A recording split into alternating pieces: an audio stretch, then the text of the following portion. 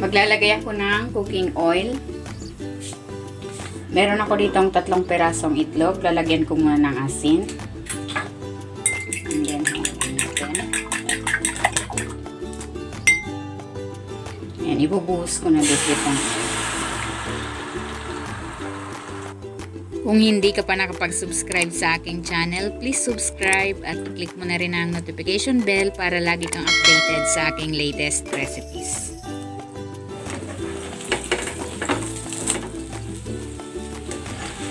Ayan, okay na ito. Hanguin ko na. And then, hihiwain ko ito sa maliliit. Magigisa na ako ng bawang.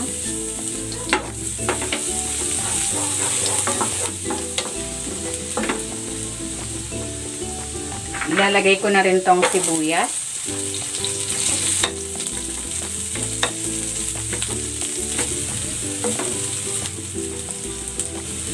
At ang kamatis.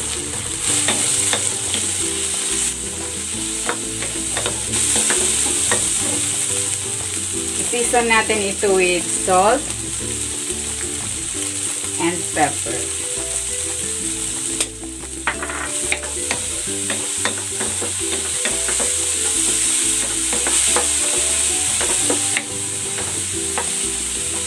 Ilalagay ko na rin itong chicken broth.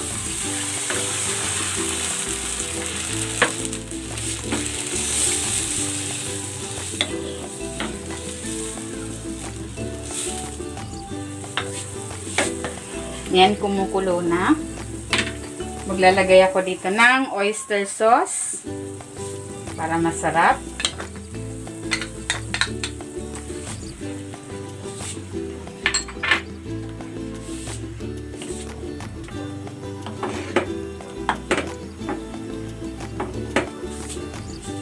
Ilalagay ko na dito itong matigas na part ng pechay.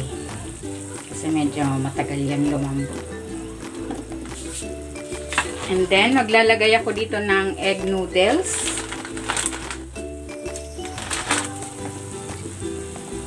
Ayan, ito yung brand na aking ginagamit.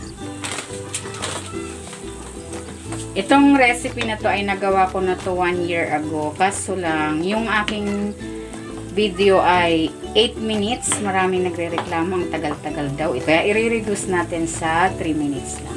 Pabilisan lang natin. Then, ilalagay ko na rin dito yung dahon ng pechay.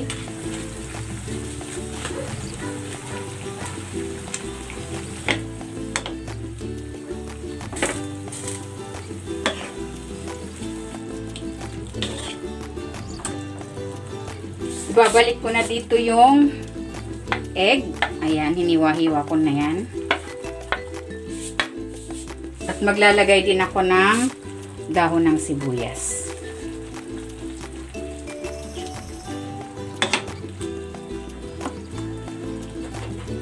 Tikman na natin.